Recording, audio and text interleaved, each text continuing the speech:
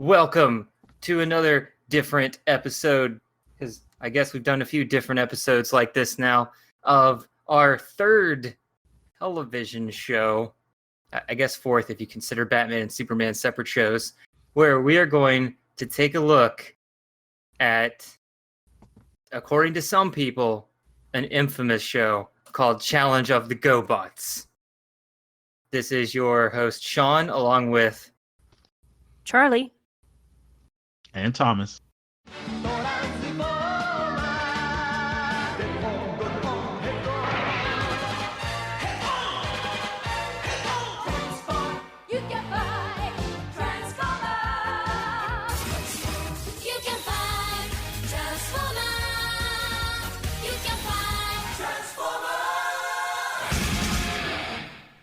Let me do something a little different. When you were done watching the first episode of GoBots, what was your feeling?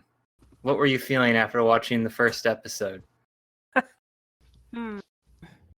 I can tell you that I made it 8 minutes into the first episode and decided I'm going to take a break. Okay. This show was hard to get through at times. I think I realized finishing it up towards episode 3. I'm like, there's just parts of this that are just slow. There's just a lot of it is not like the dialogue portion. It's just scenes kind of just go on. You kind of get the point, and they just keep just dragging it on. Yeah, I actually have a comment about the pacing on my notes as well, if I can find out where it is. Sorry. Yeah, go ahead. So I ended up just. And maybe this says enough about how I felt about the show. I started out putting the show on just list normal, then I put it in 1.5 speed, and then eventually I just put it on ×2 speed and just watched it that way. How did you understand what people were saying, especially Scooter? I tried ×2 at first and it was too hard, but then I put it on 1.5, but then I got used to it, so then I sped it up. Wow. But again, you I mean, it's not a very complicated show. You get the gist of it. I mean, there wasn't anything that was hard to follow, really. You wouldn't appreciate the acting by speeding it up, you know? Yeah, well, I watched There's it at so normal much to speed. appreciate, I'm sure.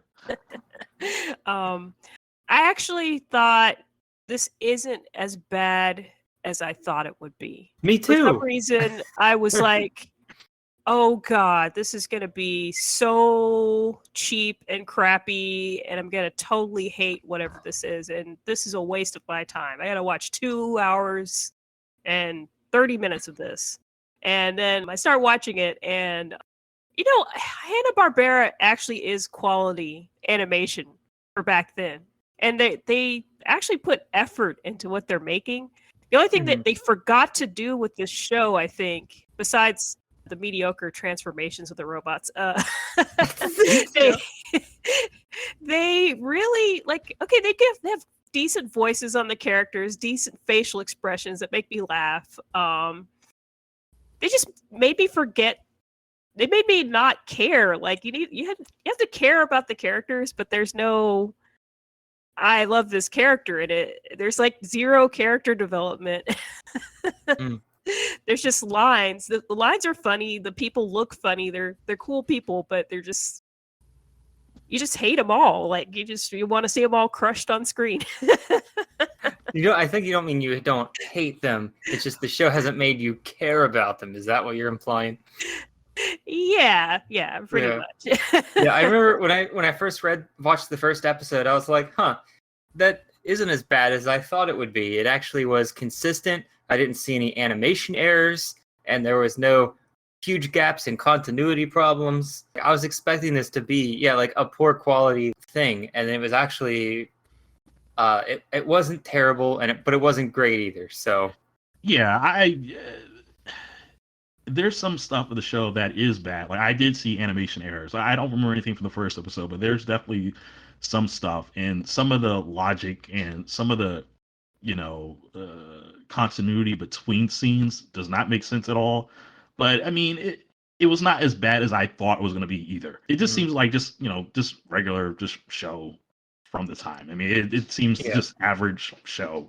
There are definitely some aspects of it that I like better than Transformers. So, Wow, what?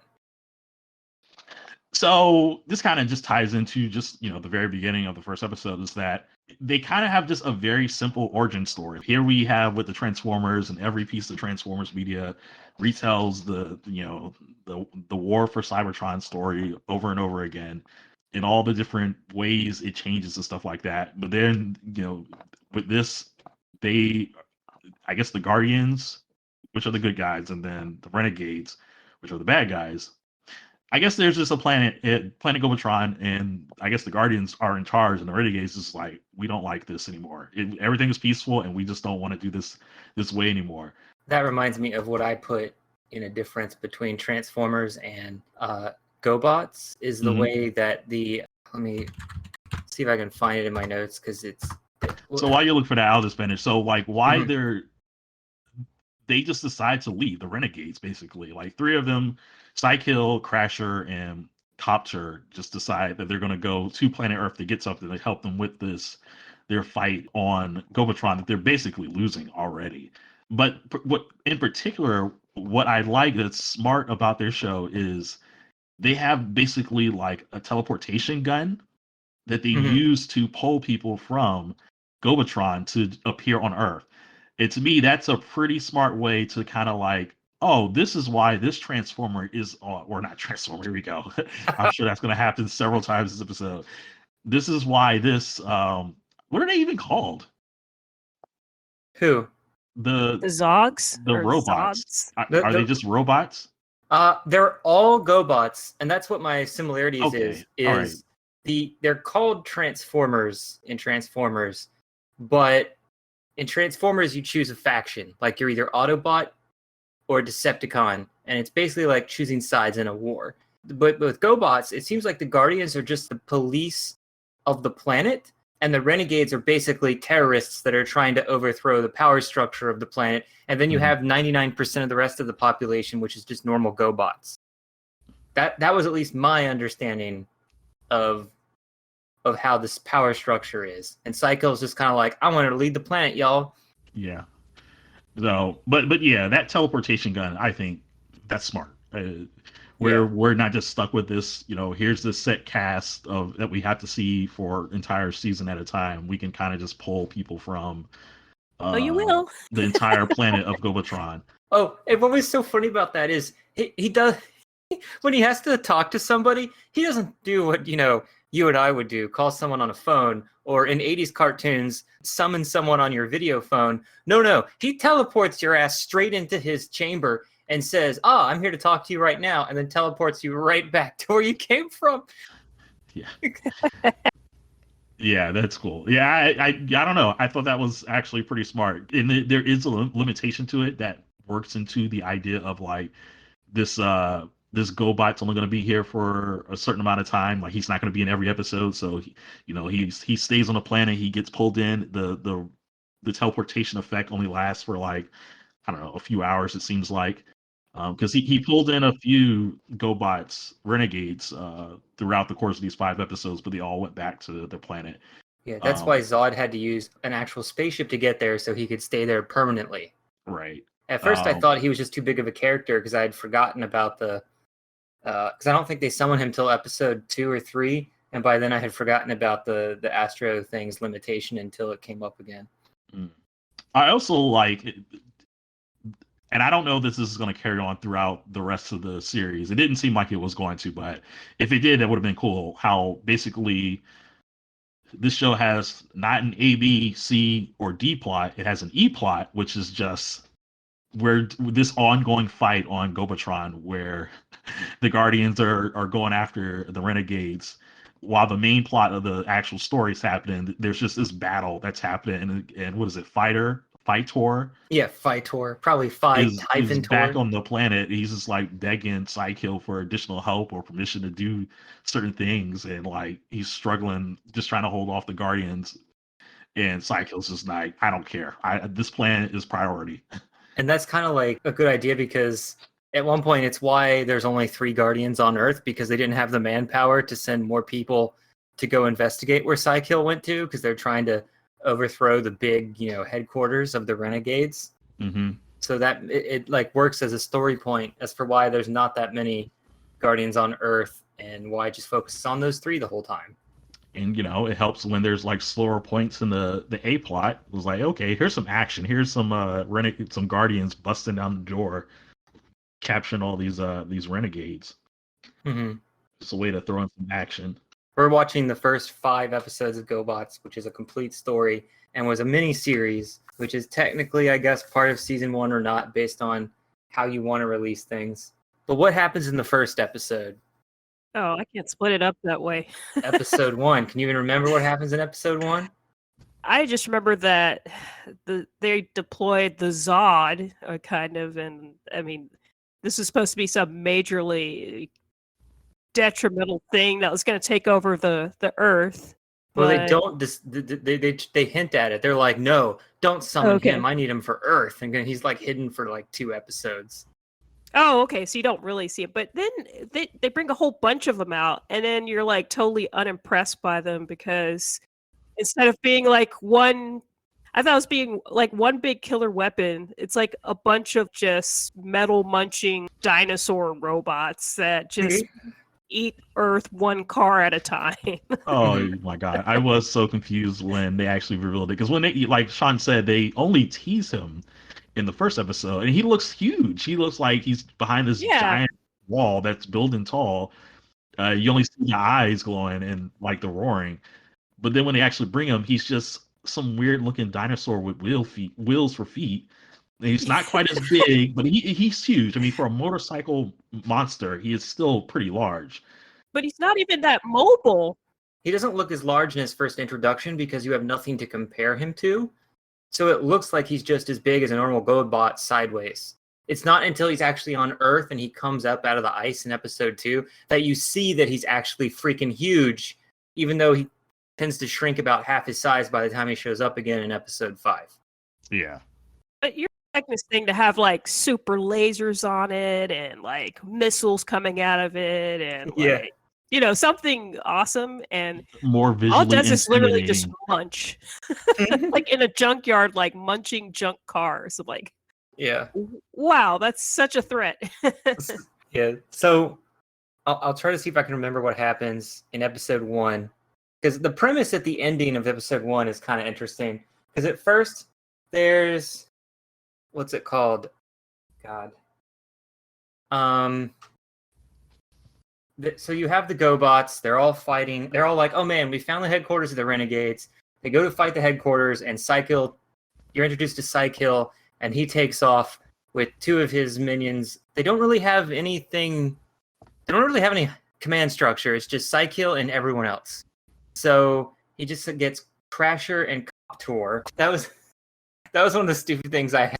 Scooter is like, Scooter detected the trajectory of the spaceship to know they're going to Earth. I'm like, no, you can't. That's like, that doesn't work that way. Anyway, what was funny though is Hanna-Barbera still Star Wars sound effects the same way Hasbro does, because when Psykill's ship is leaving, it goes by the screen and then back again to indicate going back and forth in the distance, and it's just the X-Wing or TIE Fighter sound effect when it's going along the Death Star at the end of the first movie. Hmm. And I'm just like, yeah. They come across these humans on this spaceship for NASA, and it's, I guess, okay, so there's 3 humans. I'm trying to remember all their names. Nick is the college intern or something, the normal boy.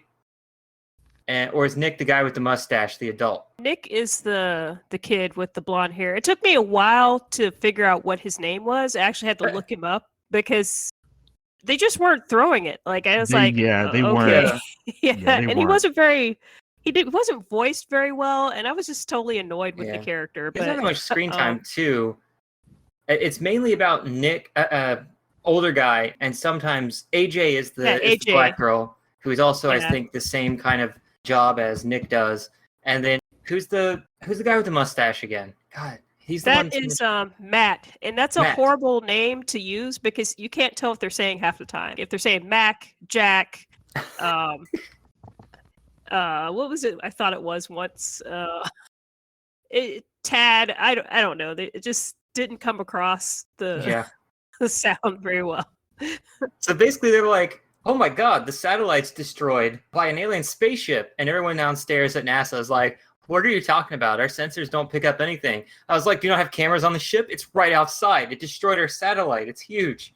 So they basically just chase after it, land on Earth at the same time the Guardians get there, and we see the fight. So you can see the three main characters. The three GoBots are Leader One, Scooter, and Turbo. Even though Turbo's kind of forgettable, and they all fight and help save the humans, and then they all leave because they don't want to be detected. Both Psykill and Leader Ones. So they just leave the humans there, and they're like, "Man, we saw aliens. They were fighting. They destroyed our spaceship." And NASA's like, "Yeah, right. You're all suspended and on leave."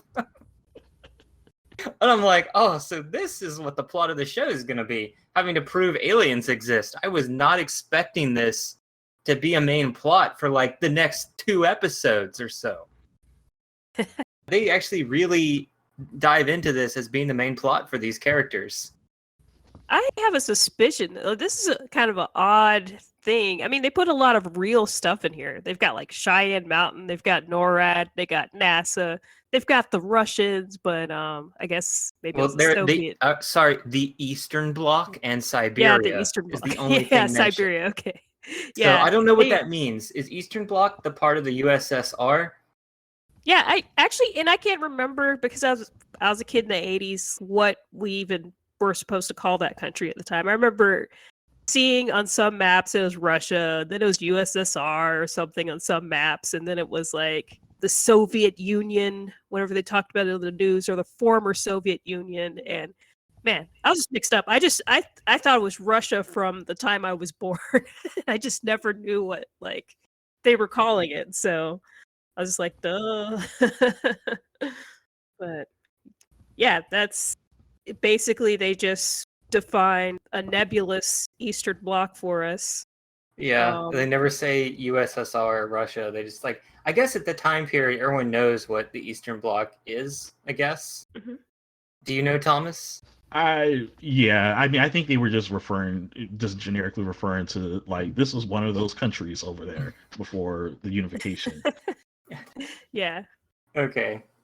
And I have some notes on the first episode if you want to hear them, or if you guys have more just generic notes, a lot more over the place. I've got a question. Do you guys remember this cartoon from when you were a kid? Like I never watched it. No, I never. remember the theme song, and I remember Scooter for some reason, and that's it. This has no What theme like, song? memorable feature. The lyrics Oh, are it's GoBots. not really a The theme song. GoBots. It's just the music. GoBots. It's like the music it's not memorable really, but I just remember it. It's just something that I heard on TV. And it's just Yeah. I mean, again, this is one of those things where it's just like it wasn't a bad theme song. I mean, I don't know, it's kind of catchy. It'll stick with you for a little bit, but Yeah. I mean, it's not that. I mean, Transformers is better, but this is not that much worse than. But I can't remember this being something that I actually wanted to watch. I think this was just something that was just on the screen, possibly on a Saturday morning or afternoon or something. But I don't remember it ever don't being in really like syndication feel like either. I was engaged in this. I remember seeing the last half of an episode before wanting to watch something I wanted, and I don't remember why, but I just remember going, I don't like this. And I think it was because of Scooter's voice. It might have been Scooter. Because I'm like, I don't know. I just remember vaguely watching an episode. But I did like what Charlie said about the theme song. I actually like the background music of the show itself. It actually is, the music is good throughout, I thought. Well, I mean, you can't really beat Hanna-Barbera in that regard. Yeah. I mean, they've always been quality. It's just like the Transformers to me. Like, Oh my God. Kind of. Well, not as bad, I guess. Did you know? So apparently the GoBots are owned by Hasbro. They bought Tonka, which Tonka. Yeah, they bought them. They weren't GoBots. initially. Yeah. They initially didn't buy it for GoBots. They just bought the company Tonka. And so there's some kind of, I don't know. This sounds like BS. For the GoBots are the Transformers' ancestors, but that wouldn't make sense because that meant the GoBots traveled into the future to visit Earth in the 1980s, and then millions of years later, the Transformers also went to Earth in the 1980s. Okay, I guess. Hey, remember Brainiac? This could happen. That means the GoBots then created the Quintessons that then created the Transformers. Is that? Oh, my brain. Then my brain exploded. It's like, please don't do that. Don't put them in the same universe. Well, it would make a lot of sense because they transform into cars, which Oh my god. could they have made them just transform into How something many different? GoBots I mean- transform into car? Oh, that's right. There is 2. Okay. They could have made him transform into something different, but they already had the toys made that were just generic Japanese transformation toys, or for some Japanese series. Okay, so this is actually one of the points that I just don't understand. This is the first thing that I was trying to figure out and understand.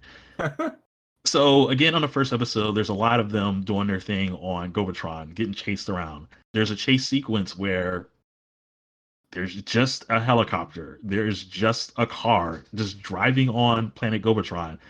And I'm thinking, like, well, why are they just regular vehicles? Like, if they had no interaction with Earth, they technically can just change on their own. They didn't need to, like, have secret identities. Why are they just generic motorcycle or helicopter or car? And then even on the planet, they just, and not only are they just, they're not, it's not just generic car. Some alien species came up with their own 4-wheel design. There's specifically an American police vehicle car and jet from our universe. Yeah, Leader 1 looks like a jet from our planet, right? Yeah, so and why was like so Crasher, this goes more into reminiscing about the times they just had these vehicle derbies and how she had the hots for Leader. Yeah, they were regular like junker cars from like our planet. They were, so I guess I'm trying to figure out, like, whoever designed them. Maybe goes into they just decided to just use toys that were just never really were meant to be used this way. It just seems like they never bothered to create these guys as if they were from another planet, because it just doesn't make any sense when you look at the actual architecture around them. Planet Gobotron is 100% alien looking, and even when they go to Earth's,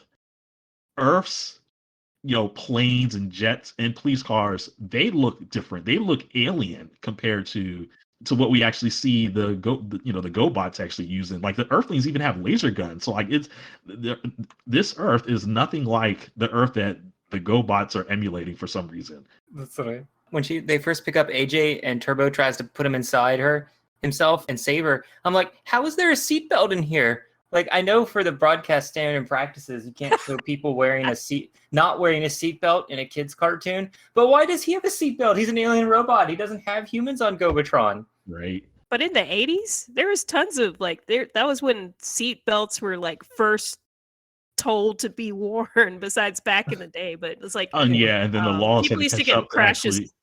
And enforce it. Like, they started like pulling people over for not having seatbelts on at like that the was a big 80s thing and in the 90s. 90s. Yeah. But before then, it was like we just used to sit freely in the car as a kid, or in the the back of the station wagon, no straps whatsoever. Yeah, I thought it was maybe the GoBots were built by humans, and the GoBots overthrew their human masters and killed them all, and that's why they have seats with seatbelts in a lot of them. They're like, we're gonna overthrow your planet and live it ourselves. And that's why Cycle decides to go back to Earth. He was like, well, we did it before, we can do it again. And technically he did do it again. Yeah. So there's something I wanted to mention before, which I think is odd, so Cycle, his name is a pun on cycle, like motorcycle, with Cycle, and I'm just like, oh, I get it now. It took me a long time, and I thought it was PSY. Oh my god. And, oh my god, Charlie, you got to look at all the names. There's so many names like that. So then we have Cop Tor, and I was like, why is this guy not a good guy? Then he could be Cop Tor, like a police officer. Or a police helicopter. Yeah, that's what I mean, a police helicopter. And then poor Crasher has no pun in her name. She's just Crasher. And But they show Fight Tor. He's not a pun name, though. It's just a stupid name. There's Hands Cuff they show. And then Jeepers Creepers later is who we'll see. Oh, Jeeper Creeper. Oh my god, that guy. Yeah, that guy is funny. Though, back to what you said, Charlie, when they flip the unassuming, I think what did you say about their transformations? Their unappetizing transformations. Just boring. Yeah, so Like, 'cause at the beginning, they showed the transformations for like kind of a lengthy period of time, so you can take them in, I guess. But on one, just the wheels kind of come up from the sides, and then they kind of descend, and it just settles into a Yeah, they are boring very vehicle. That was boring. really, They are really very boring. boring. That Most was of the- them are just like, we're gonna twist at the hip. Cycles is really boring. It's like, okay, these two wheels, one wheel goes to the bottom, one wheel comes up here, and my legs separate. Did you There we see the go. GIF I sent you? The only GoBot GIF available, where it looks like lasers are being shot at Turbo, and this is from the first episode, and it looks like he's just like, "Oh hell, I'm just gonna lay down and die," and he just sits and lays on the ground, like he's into defeat status. But then you see his face flip over, and suddenly he's a car on the ground and just rolls off, and I'm like, Yeah. "Wow." And then he gets flipped over by Crasher, and we see his entire arms, face, and legs from under the car as he's leaning against the cliff. That's the other thing that it gets me, because like the way that they orient their heads in most of these transformations, they're all like facing the ground. I'm like, you basically use your head. It seems like, are they using sensors to see in their head and eyes and face? Is that all for show? Because most of the time it's either facing all the way up or it's facing all the way down the ground. Like, it's never just like it out looking in front of them. Mm-hmm. I know, it always looks weird. And in one instance, the head flipped up while they were in car mode and talked to somebody, and then flipped back down to go drive off again. Oh my god, that's weird. The one thing that's weird is GoBots are not as large as Transformers. I guess this should be a difference. GoBots only seem to be twice as big as humans, as evidenced at the end of episode 1 when Psykilla's behind a desk talking to Dr. Braxis. In Transformers are normally 3 to 4 times as tall as a human. They always gotta they only come up to like not even their knee. But here, like, a human comes up to a GoBot's chest most of the time. It seems like there's a range, just like with the Transformers. There seems to be a range. I mean, the Transformers seem like they're on the bigger range. I mean, obviously there's super big Transformers like Jetfire or Skyfire. Mm-hmm. I mean, they seem bigger because, well, some of them seem smaller here. Like Scooter, seems smaller. Mm-hmm. Turbo seems like he's about like a regular, what you would expect from a Transformer. And the rest of them, but then you get to, like, obviously, what is it? What is the dinosaur motorcycle? Zod? The Zods, those are huge. Yeah. Yeah, well, huge. But it still looks like on the something to second ride episode. on. It's like it actually reduces from something of a tall motorcycle into a compact motorcycle. Like the two Mhm. forms of it look still motorcycle like. Like, grab this and ride on it, pretty much. Well, talking about the designs, let me just say that Leader One is such a boring loser character. I mean, if you're gonna make the leader of the good guys, that's supposed to be basically like, this is probably gonna be your big toy team, the good guys, the Guardians, that you're gonna promote and probably want to sell the most of. They picked Leader One's a terrible representation. There's nothing interesting about him. He's just except full gray. Yes, he's full gray. His character design, his art style, the art of his design is boring. His face is boring. His personality is boring. That's what another thing I want to interject here is GoBots feels like the art style of, especially when it comes to the robots' faces and things like that, it feels like 1970s design. Maybe even 60s. That's just Hanna-Barbera. I know this in came general. out in 1982 or 3. So it's an 80s cartoon, but it, like, the art style sometimes feels very 70s or 60s-ish. Yeah, it definitely, everything they make to me seems to have the same kind of qualities, but they could be reusing some of their older art that they might have made for something else, maybe. But Yeah. it generally has a 70s feeling, like they're disco bots, or they're very 60s, like they have, a toaster kind of built into them or something. It's just yeah, very, very Buck Rogers style of drawings a lot of times. And also, to go with his why he is such a boring leader. We do hear the Guardian roll out call, but the thing is, it's not uttered by Leader One. Turbo is the one who actually says it's time to go. Yeah, As they were heading out to go after the renegades. you see, I don't even consider that a catchphrase. I didn't even get that as a catchphrase. Well, yeah, I'm wondering because you didn't hear it again after that throughout those first 5 episodes. I wonder if they change it or get something else or reuse that even. Or maybe other people will use it over and over again. Yeah.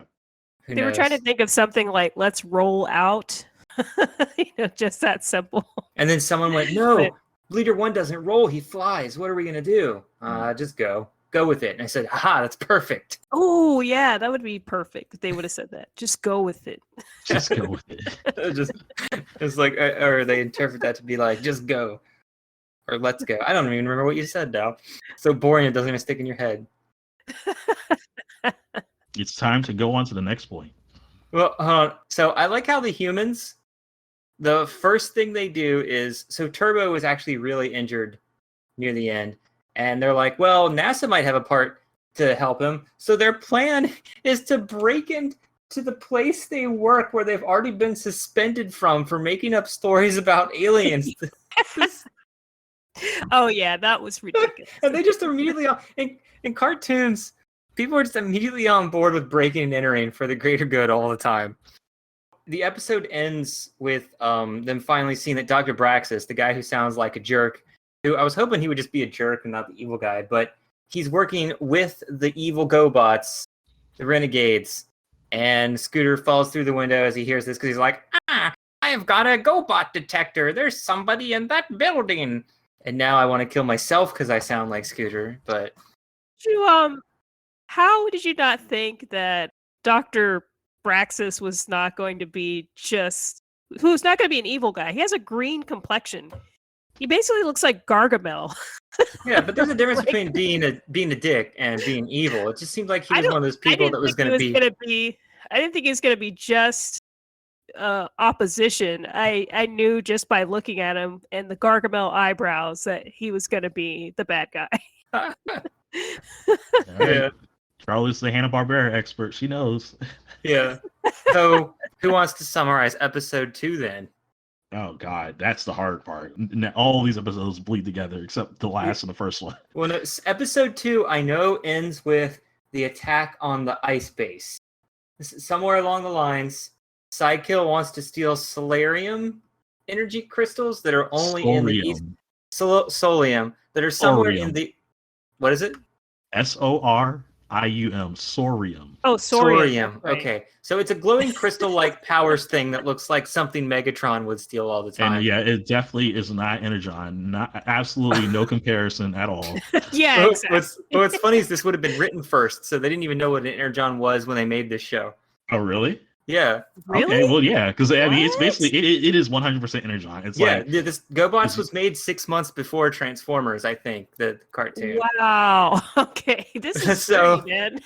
But I have to look again at the air dates. But no, what was funny is they go to...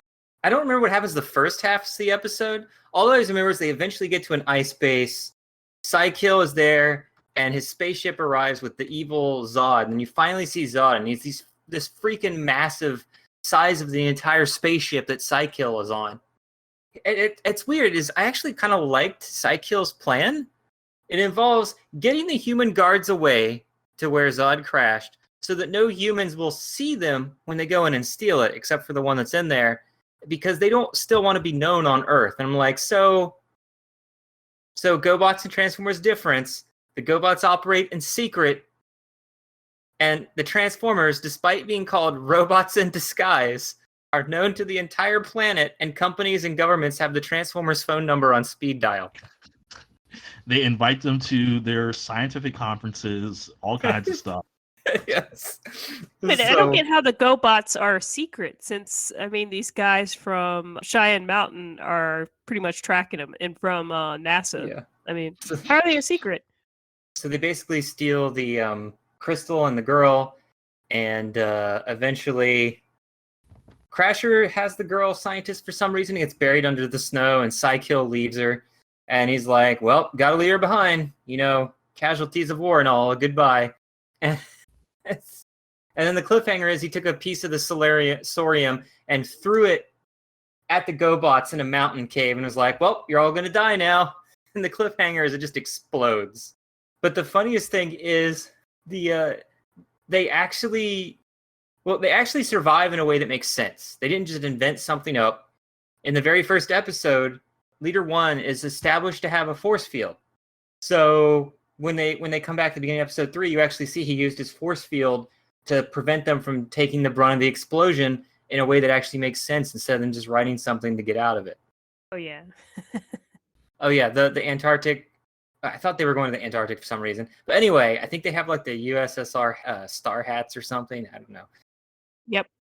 And the plan didn't make sense because of a little mini error. Psycho plans to steal the energy, and I was like, just to blow it up? Because he just threw it in the lab and blew it up. And I was like, but were you here to kidnap the scientist so she could make more? And then I was like, oh my god, how is it in the ship now? Was there more than one in the research lab? Because we only saw one. And it doesn't help Psycho look intelligent when Coptor just drops the scientist in the ship and then doesn't restrain her. So of course she immediately leaves and gets captured again. But here's the thing that I found out is Psycho later opens the energy case, and this time we actually see him take a piece of the Sorium out and throw it in the mountain where the good guys are. Because that's what was confusing. You never actually saw him do that the first time. So it just looked like he chucked all of it out and blew it up and like negating his plan in the first place. Oh, okay. That's what you mean. I thought he did use a piece of it. Yeah, it wasn't the visually first time. shown to be that way when it first happened. Yeah. I wanted to briefly go over to the voice actors real quick, and we could just do some of those on occasion. Is it Crasher? No, I was going to start with the leaders. Okay. And so Leader 1, his name is Lou Richards. I didn't realize that the guy that I'd be watching would be the voice of Flash Gordon from Defenders of the Earth. He normally doesn't do cartoon voices. He only has 4 cartoons on his IMDb page. He normally acts on live-action TV series from the 80s to today, as well as voiceovers on a lot of TV shows. So he wasn't normally known for doing a lot of cartoons. And then Psykill, the evil GoBot leader, is Bernard Erhard. He voiced characters that I know in Hanna-Barbera's The Greatest Adventure, stories from the Bible. He's also done a lot of full cartoon work as characters on other TV shows and movies, acting in 1991. But did you recognize who Dr. Braxis is? I recognize his voice immediately. He's Renee Arbor-Jones from Odo of Star Trek Deep Space Nine. Oh, that's a weird one. Are you serious? I have to go back and listen now. He even plays the voice with a similar irritation of all people around him. That's how I knew it almost immediately. What? I didn't notice that at all. I really didn't. That's so weird. And I've watched Deep Space Nine all the way through, so I know the Odo voice. It's in my head. I'm only on half season 2. Don't spoil for me. He's one of my favorite characters, so yeah. Yeah, I'm just shocked because he's so well acted to put him in a green guy on here with bushy Gargamel eyebrows. Yeah. Well, he did. Apparently, he has a few cartoon voices, which I'll get to. Sadly, he's only in this 5-part pilot. Another actor will portray Dr. Braxis the remainder of the GoBots TV series because this is just he was only not doing it for the 5-part TV pilot. Good choice, though. Yeah, apparently he's in like 65 to 80 episodes of the new Pound Puppies TV show from 2013. What? He's in Pound Puppies all things? The remake of Pound Puppies, or the remake of Pound Puppies, because I think it's the 3rd one. Oh. He was in Uncharted 2. I didn't remember that because I hadn't actually seen him before. Of course, he was in Boston Legal. I've seen the first season of that, but I never went back to watch the rest of that. He's one of those lawyers in the show. And I remember he was interested in that one too.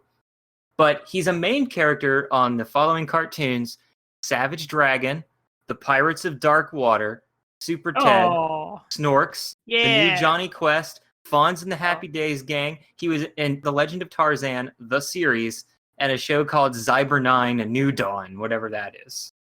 Okay, you gotta make me break out my Pirates of Darkwater DVD that I Yeah. didn't finish watching because He makes a cartoony voice on that one, so that's probably why I didn't recognize him there. yeah. But I didn't want to talk about the human voice actors because that'd be too much. But I do know that Black General sounds very familiar. I couldn't figure out who he was, though, and I forgot what his name was. But I feel like he's just in everything until you hear him again. Yeah, his voice was pretty stable voice there. Good choice for that character. Though Yeah. I can't remember what his name is, General something or another. But General Matt. yeah. Because the general vanishes after the first 2 episodes, because then when we get to the NORAD base, we have a new general, a white general that they focus on for the next 2 episodes. Oh, okay. I think it's the NASA general or whatever his name is. I think they call him general So- even though it's NASA, even though NASA shouldn't General have generals. Newcastle.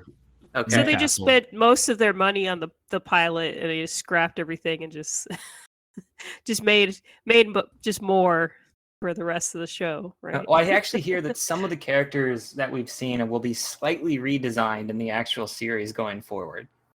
Yeah, that's what I'm imagining. Like, just it starts to look really cheap probably after this, right? The general actually was Brock Peters. So, like, if people Google him, they'll immediately recognize that guy's face. He's been in a lot of stuff. I just watched him in an episode of Star Trek. He was Cisco's dad. Oh my god, seriously? Yes. He's also in both of the Star Trek okay. movies. He's Admiral Yeah. Cartwright. He's in Oh, 6 okay. and 4. He's in a bunch of like classic movies. Okay, that makes sense. That's just one of those voices you're gonna hear. Like To Kill a Mockingbird and stuff like that. Mhm. It's just weird that for Leader 1, it's just so weird when I looked up him and he didn't do any cartoons except the one that I watched that I really liked like a decade ago. What was his name again? Brock something? Brock Peters. Are we going to get to the other big voice actors in this series? I'll get there in a minute. I just thought we would interject every so often between episodes so that we wouldn't just be bored talking about GoBots for 5 episodes. Unless you just want to get right to the rest of them. Well, there's Phil Hartman and Rob Paulson. Nobody's ever heard of those 2 guys. Now, I was only focusing on the 6 main ones. Yeah, the first 5 episodes essentially. Yeah. Yeah, I'm talking about the people that we actually see. Yeah, on I'm just screen. skimming the actual complete series actors Oh my list God. to see who else. Well, is in there. apparently there are uncredited names. Apparently, the last 20 episodes have voices that no one knows who they are because 45 episodes were planned and already plotted out by who would do each voice before that happened. So the last 20 episodes, there are some voices where people don't know who did the voices for different characters. Oh, he's Lucius Fox. That's where I was getting it from. Lucius Fox on Batman the Animated Series. All right, that's enough Brock Peters. Yes. That's why I was like, where do I know that from? And it's because I just watched it last year. All right. Going back to episode 2, there is one thing that GoBots has that Transformers doesn't. You guys want to guess what it is? Minorities. There's a lot of main characters and sub-characters in here that are minorities in this show. And not only that, an American and a USS Arian will share an on-screen kiss. Oh my yeah. god. But yeah, I did notice it. I really did. That's and why everybody that hates it, also though. makes me think this is like some kind of government collaborative piece to attract kids to the military and to NASA. Yeah.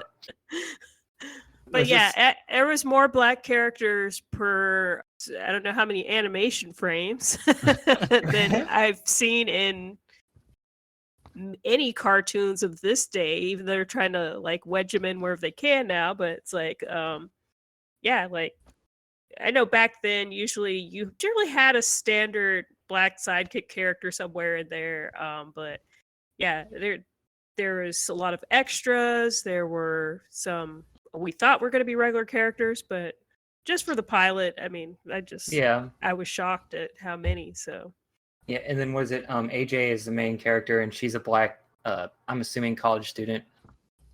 Is she the main character? Either that or high school. Yeah. No, well, AJ, Nick, and Matt are the 3 human main characters. Yeah. But Yeah. So it's basically like older white guy, well, middle-aged white guy, and then white youth and black youth. Even though I'm gonna call them youths, even because I just don't know their age. I think you'll never know their age, just so people can identify with them. I know, like Nick at one point says he was going to lose his learner's permit. What? When he How was was he in driving, space?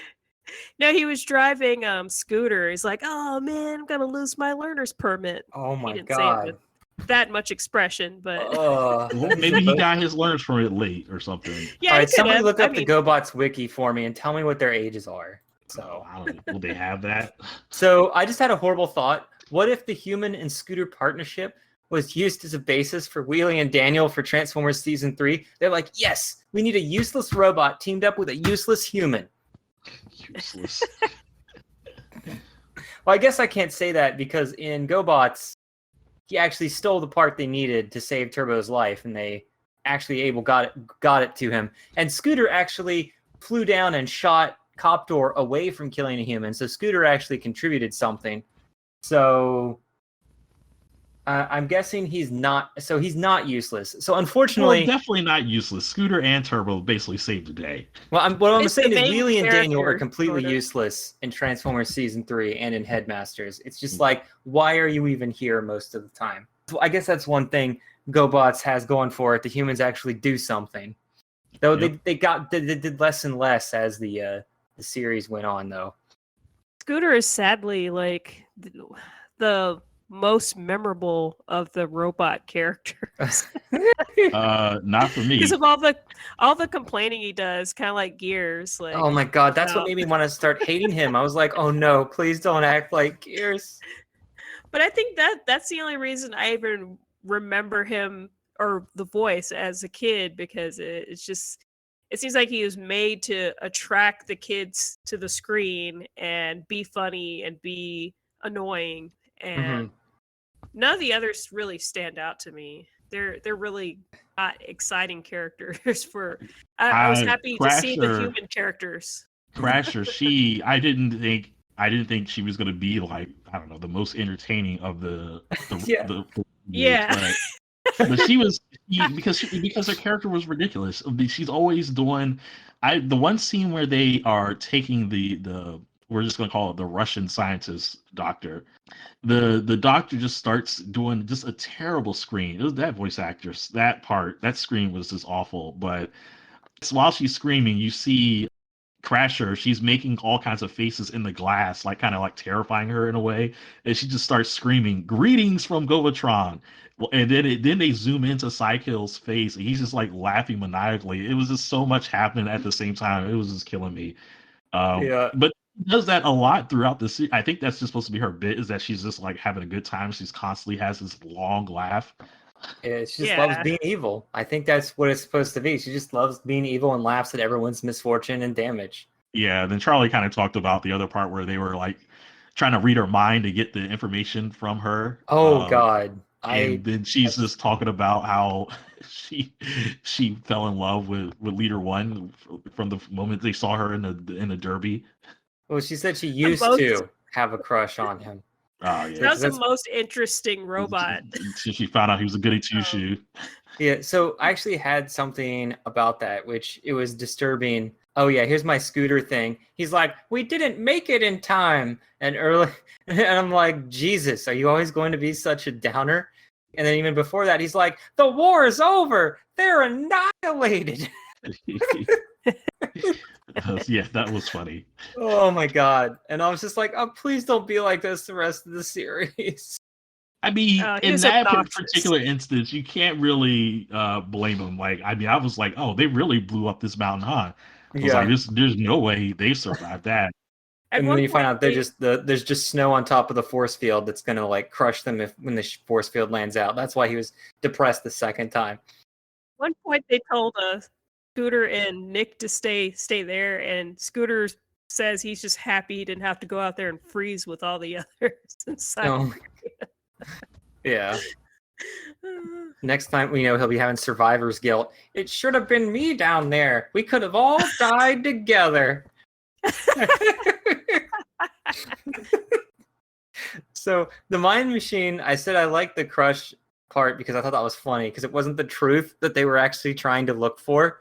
Same earlier when Hunter's like, oh, Hunter is the name. Oh, Matt Hunter. Okay. Matt Hunter. is the name. And when the guards later in episode 3 are like, haha, aliens, they're just laughing at him, not believing him, because, who's going to believe someone that the aliens are coming? But my thing with the mind probe is, oh my God, they're saying it's perfectly acceptable to invade the privacy of someone by reading their minds with no talk of ethics. And not only that, it is causing her physical pain as it's being used on her. She's like, no, I noticed no. that. I was like, oh, is this going to cause pain? This And cartoon sure is teaching kids that torture is acceptable. Yeah, I kind of got the same vibe. I basically, because the way they were screaming and squirming, to me, it did also just seem like it was torture. Here's something also funny. When the general in episode 3 gets a call from Dr. Braxis, he's like, oh no, not him. And I noticed, like, he must have a bad reputation across the entire American military and NASA. And then I unpaused the video after writing this note, and he goes, oh, that guy's a jerk and a half. And Psycho later even tells him that being a zombie would improve his personality. Yeah, that was pretty good. I did like that. I was just like, everybody knows he's a jerk and just accepts him or doesn't. This is pretty funny. One thing that was weird is in episode 2, they're saving Turbo's life, but he's hooked up to a monitor with a heartbeat and everything. I'm like, oh my God. Yeah. Did GoBots have hearts where their engine is? Does something that beats like a heart, did they used to be human? What is going on? They have souls, so you can't just let them die, and be rebooted. You can't just add power back and they're good again, or you can't just erase their memories. They have to be kept online, or else they're dead. Yeah. So yeah, they actually do. If they go offline, they're gone for good. They die like humans in the show, it seems. And what was weird is Turbo almost died because he was shot by Psykill's eye blasts. And I'm like, geez, one eye blast almost killed him. And I'm like, are his eye blasts always this deadly in the series or just for this pilot? I guess we'll find out later if you would decide to watch the show on your own, I guess. Yeah, you'll let me know, right, Sean? Okay. But no, 2 quick notes here about episode 2. Dr. Braxis gets crushed by two GoBots when they all fall on top of them. And I'm like, how's he still alive? And we were talking about eye blasts killing people. How does this man survive 2 giant robots falling on top of him? And also, they're drawn only 1.5 times as tall as him later. And then Psykill appears 3 times as tall as Dr. Braxis in one scene before going back to normal later. So there is occasional little hiccups, but it's not as bad as what I'm used to seeing in some Transformers episodes. At least, this initial series. But one thing that's funny is Psykill's like, so the GoBots know that we're going to the Eastern Bloc? We'll be waiting to destroy them. And then Crasher just smashes a random machine for fun, or just to vent her frustration that they can't follow the GoBots. And then Braxis is like, what the heck? Who thought being in league with alien robots could turn out so bad? Have I made a horrible decision? And I'm just like, wow. And I'm just like, what is she doing anyway? Just like destroying this random machine. But what's weird is Psykill's like, no, don't chase them. We can't be spotted by humans. I'm like, okay, this guy actually has a plan and is sticking to it. So it's interesting. Oh, one thing that was weird is Psykill's spaceship crashes through the ice. The tip of it opens up and a large head just appears out of nowhere. I was like, is Psykill's spaceship also a GoBot, or is it just designed with a face because that's how GoBots design architecture? Yeah, I was confused about that at first. I thought that was Zod at first. I thought that was going to be, and I think it does shoot, that face does shoot out lasers at some point. Yes, but it's not alive. I don't it's not, it just seems like that they just have a face on it for some reason. Yeah. So what I saw is the spaceships in the action figures of both Leader 1 and Psykill's spaceships that we see on the show actually do transform into giant robots in the toys, but they never will in the cartoon series. Oh, are you talking about like combiners? No, they're just giant robots. The spaceship itself with the 4 legs they're always flying around in, and Psykill's ship, they can actually transform into bigger robots in the actual toy if you bought it, but they don't in the TV show ever. That's kind of weird. Yeah. And what you said, so Stolbovoy Island is a real place in the Soviet Union, now Russia, maybe Siberia. I don't remember anymore. I just know it's a real place, and then I forgot to check, and I didn't care. But you said that the Cheyenne Mountain is a real place? Yes, that is definitely, and Yes, NORAD that's is a real. real thing. That's But is what NORAD like, at why Cheyenne did they Mountain? put that in? I don't know. I just know it's a real thing. Yeah. I can't remember, honestly. Okay. I mean, they do military stuff there. Yes. I actually tried to use Google Maps for Stolbovoy, and I couldn't tell where it actually was. So it's just like I gave Yeah. up. Yeah, it's I, there. I suspect that it is. Like, I'm just NORAD shocked is they there. used real NORAD is in Cheyenne real Mountain? information. Yes. That Yeah. is so weird that they use the actual locations and stuff. So that's what I'm talking about. That's what I'm pointing out. It's just weird. Like they use I just feel like this is a recruitment cartoon to get kids interested in the military. Now you too can take out aliens if they ever. Yeah, it's considered island in Russia, so I couldn't find any more like if it used to be. It's called New Siberia Archipelago, and I'm like, what does that mean? Is it Siberia? I don't really understand how, the geography works over there. And also trying to find out what it was actually called in 1983 or 82 was just confusing me. So one thing that's weird is Challenge of the GoBots goes to commercial 4 times an episode. So there's 5 different parts to each episode. It's really weird because I'm used to seeing 2 advertisements with everything broken up into 3 blocks, and then sometimes there will be a fourth commercial, but it just break. But it really, a third commercial break, but it really just comes back to commercials. So I'm just like, why is this broken up so much? Did you guys catch that at all, or? I did notice there were a lot more breaks. I don't know why though. They're just Were there 3 breaks? Generally, I thought there were 3 4 breaks. There were per 4 part, breaks. or 2. Oh, there's 4? Yes. Yeah. Jeez. Yeah. Okay, they're just trying to save on making some screen time, I guess. Yeah, More there's a lot of commercials. mini cliffhangers all throughout. More Fruity Pebbles being advertised. Yeah. So I'm gonna let's go back into some voice acting. So we got Scooter. Scooter's actually voiced by Frank Megatron Welker, and I hate Scooter's voice. I have never seen Frank Welker use this voice anywhere before, but I think this is the only time I've just really hated the voice. I do not like Scooter's voice. And I could put up with he does kind of make an annoying like voice on Pirates of Darkwater for the animal creature, but it's not annoying to this degree that Scooter's is for some reason. His voice it didn't bother me. Okay. I could see people not liking it, but I don't know. It didn't bother me that much. If we start on Frank Welker, we'll be here forever. So Crasher is voiced by Marilyn Lightstone. She's an actress in a lot of cartoons, like a ton, but none seem to be main characters except for this one, similar to Bernard Earhart. It looked like they just did a lot of one-shot voices, and this was only their big thing.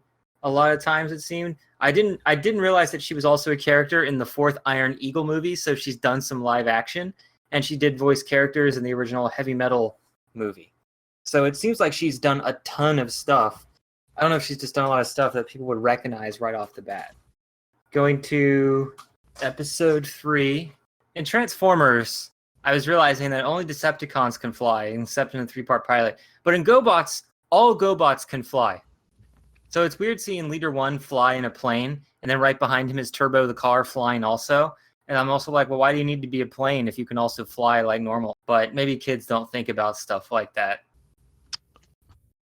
I'm sure they do. And this is one of the points where I'm just like, this is just real dumb. This is super dumb. So they can all fly, all the GoBots. But there are multiple scenes where they are getting chased and they are just driving and getting chased by Earth vehicles. And they're fighting and struggling to get rid of them.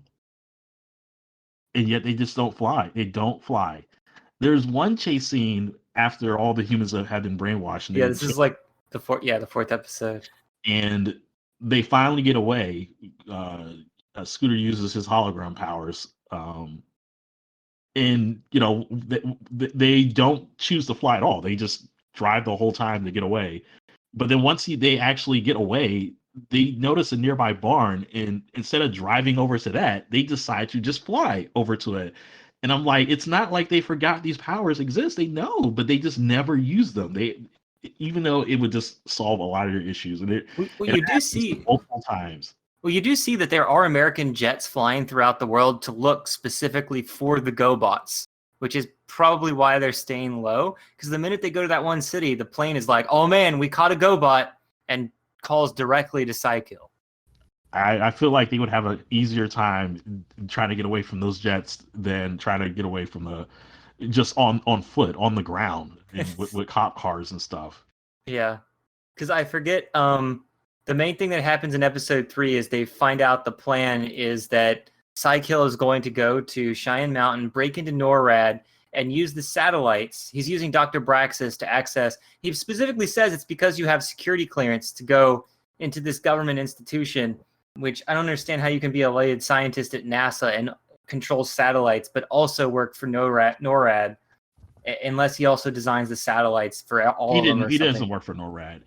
I think they might have some kind of project or program where the satellites, they're his satellites. Oh, okay, yeah. So that's right. So they did establish that he works on satellites at NASA too. So he basically has to break in and program all the satellites to be in tune with the Sorium they stole, because Psykill figured out that Sorium is attuned to human brain waves, so that if he spreads it across the planet, he can control every human on the face of the earth. And I was just like, oh my god, that is I actually liked this plan. And as weird as you don't know his plan until the middle of episode 3, halfway through the 5-part story. Like, he's just like, oh, I'm gonna go to Earth. Then he's like, oh, I'm gonna go to and this isn't even his real plan, by the way. We won't find out till later that his plan isn't just to rule Earth to make mindless zombies. He's established that he's going to use Earth as a base. So it isn't until like the 4th episode that you see his master plan is to use the humans to construct an army of Zods to go back to Gobatron and conquer it. So, yeah. And with all the humans mind controlled, it's up to the 3 GoBots to save the day. Then in episode 4, like you were saying, all they do is basically run for 4 episodes. Isn't that the only thing that happens in episode 4? Episode 4, as soon as it started, I knew it was going to be like filler and be the most boring episode. Because it's just Turbo and Scooter on the run for like half the episode, and then they later kidnap, Nick and AJ and somehow get a machine on them so they can't be programmed. And you see a lot of stuff from the villain's perspective, though, in episode 4, because they've got filler to kill. Which I think leads me back to my quote about pacing, which is what Thomas said. Where is it? Oh, yeah. The pacing of GoBots seems to be like 10% slower or more than a normal series, whereas Transformers pacing is really fast, moving from plot point to plot point, followed occasionally by normal paced character events. So that's another GoBot and Transformers difference. I probably didn't notice it as much during that episode because by that point I had jumped up to the higher speeds. It's not intimidating. I agree with you. This is exactly what you said, Thomas. Psykill turning into a motorcycle and slowly chasing after the 2 generals in NORAD. Mm. I mean, if I just saw a motorcycle with a face, I might be a little intimidated, but I wouldn't be, scared. I'd probably be a dumbass to try to kick it in the face and then get run over and killed. But, that's because I don't really know what's scary, I guess. And also, this show seems to think that 2-wheeled vehicles are intimidating. Like, Zod is the same thing. He is basically a motorcycle dragon of destruction, dinosaur of destruction, that breathes fire. And it just seems like Psykill and Zod are both these things that are like, have 2 wheels only. But of course, Zod has a giant mega wheel that could crush you to death. So that's at least scary. But I don't know. It just expressly focused on motorcycles. They could have expressly focused on motorcycles, but they didn't. They just had to start off with cars, and it's like, okay, this is the same exact thing as Transformers. They could have made something a little different. It could have been just all motorcycles. Yeah. And that would have made sense, actually. Yeah, I don't know if I was a kid, if I would have seen Zod, if I would have thought he was cool or not. Because right now, as an adult, it's hard for me to judge. Because now I just kind of think, like, with that lower half being the wheels, it doesn't seem as intimidating. Or, well, as a kid, you'd want it to look cool as it looks evil. Like, kind of the way you think Devastator in Transformers looks cool because he's so big. But if the bottom half of Devastator had, like, tank wheels, I don't know if I'd find it as intimidating. I don't know. Zod, he definitely just looks goofy. His design is goofy. Zod looks like, he looks like two different types of motorcycles in the Yeah. different modes he's in. He's either a Harley Davidson, like old guy cruiser, or he's like a Hayabusa kind of, compact crotch rocket motorcycle. Charlie, here's my note from earlier that matches yours about the Transformers being more cooler looking when it comes to GoBots transforming. Not only that, but Transformers added sound effects. The GoBots just kind of transform and they don't really make any sounds. I think that's the one thing missing. They just kind of turn to the left, become a thing, like Thomas said. God, I guess we're all agreeing on the same problems here. I almost wonder if looking cooler is just what caused Transformers to succeed and nothing else. Look and sound cooler. That might be what might have happened. Yeah. The no sound definitely was not fun. This has been part 1 of our look at the GoBots miniseries. Check out our next podcast episode for the second and final part of our look at the GoBots. Sparkcast is a free podcast done by friends who love Transformers. To help the podcast, you can join my Patreon at Realms of Flux, Sean Murphy. You can also check out Geekade's Patreon, which has early access podcasts where you can listen to our podcast early, as well as some other podcasts you might be interested in. Also, like and subscribe for future podcasts and videos. Thank you.